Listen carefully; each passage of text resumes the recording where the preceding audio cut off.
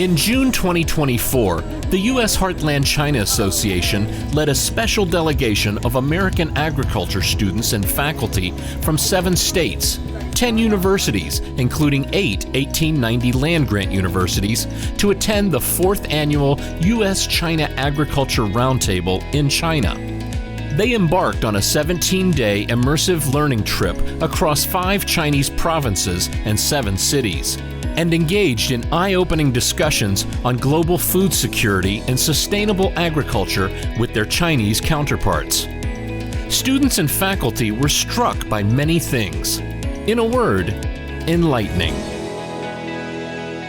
Enlightening not only for myself, but also the students. It's been really miraculous to see how their thoughts, their processes, and what they believe China to be about has really changed, and how they've been able to identify the similarities not only between our countries, but also more importantly, about our excitement and our commitment to helping feed the world. I would say the highlight of my trip so far, being in China, has just been such a transformative cultural experience. I think being able to meet with other Chinese students, meet with locals here in China, and just learn about the culture and how we differ, how China differs from the US, but also how much we compare to one another, has been one of the greatest things about this trip. I think the highlight so far of this trip was going to Anhui University, Agriculture University. I loved going to their experimental station. I got to see so much with their goats and sheep, which is my current area of study. So I was completely geeking out. So I thought the fact that they're very innovative in their breed work and their genetic work was really cool to see. My research project is on sustainability. So I've been asking a lot of questions about this, and they have a lot of practices in place, like the electric cars, they have that. They have different practices to make sure the water is clean, the air is clean, the soil is clean. They're really honing in on that so that they can be sustainable in the future. And the Sustainability Act is really about global relationships, because everybody needs the sustainability, because we're exchanging. They call it export-import. So if you don't have the sustainability in one community, then you can't support the sustainability in another. And so the goal is, by working together, we can actually make an impact into communities, into families, and the relationships that take place between our unique individual countries. First, they are really impressed with the hospitality, the culture of the Chinese people. Second, they really think the Chinese people are really implementing, using the technologies, put the technology in the farmer's hand. This is going to be a game-changing process for them to be able to help the small farmers going back to our own country. Western media definitely says that there's a lot wrong with China and that there's a lot that, as Americans, that we wouldn't agree with, but I think it's completely different. I think being able to see like how big of a sense of community they have here, and how caring everyone is for one another, and how the wealth is distributed among the community, not just among multiple people. I think that it's very, very, it is life-changing. I think this trip was really important for American students to come to China, because it showed them that China is a lot more complicated than it's often portrayed in our media.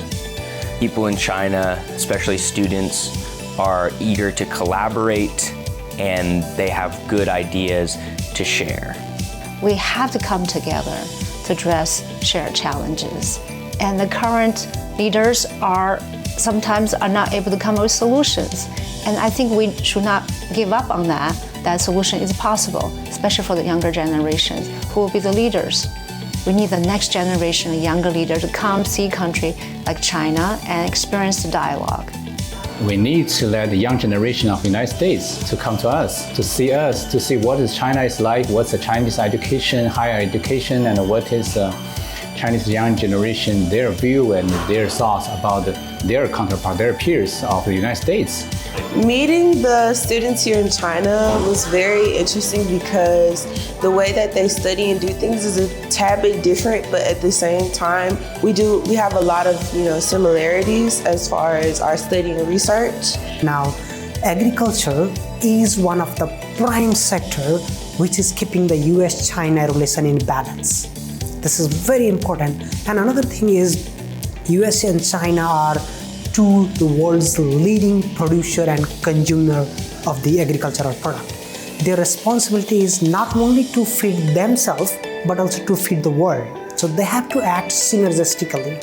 And the students who are the future of agriculture, future scientists, so they need to know how collaboratively they work each other. And I see these students are enjoying so much when they interact with the Chinese students. And Chinese students, they are so welcoming and so hospitable with our student. I got to meet a lot of Chinese students on this trip. One of them was interested in like plants. So me and her connected because mine is connected to the soil, so that was interesting. And no matter where you work, in which field you work, including in agriculture, you need to have vision of the global. So China is one of the basic countries, in the world, and they have the longest history of agriculture.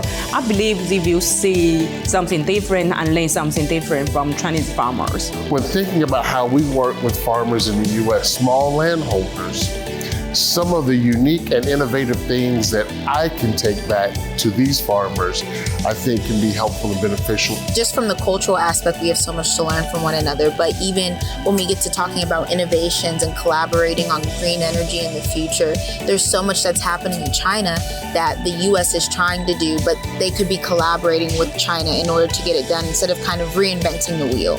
I think it's a great experience for these students, and I think it'll give them something that they'll never forget. And hopefully it'll increase their desire for even increasing their knowledge and, increasing their horizons.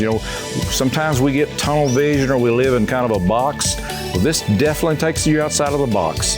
There is absolutely no way that we would get the fullness of what China is doing and their contribution to the world in agriculture as it stands when you're in a Zoom call there. When you come and you get this full immersion, people have been so kind, and you can see that they're very appreciative to be able to interact with you, and there's lots of questions. They are curious and they are eager to learn more about their peers in the United States. And I think this is where you're coming to visit is a great opportunity for them for us to know each other. Subnational diplomacy is really the key to add another layer to the fabric of people-people exchanges. So it's just not a few people in the capital that set the tone, make the decision. People like us have a say in it. I would tell anyone who would like to come to China to come so they can experience for themselves, because it's not what you would think. It's just a quality of life here that is very similar to the US. We have a lot to learn from them, and they have a lot to learn from us. You see a lot more hospitality and curiosity, and in some instances love from the Chinese people for Americans. And what is really important is that they have now learned that people who are concerned about agriculture want to work with each other from the Chinese perspective and our perspective. And there's a common theme, and that is global citizenship.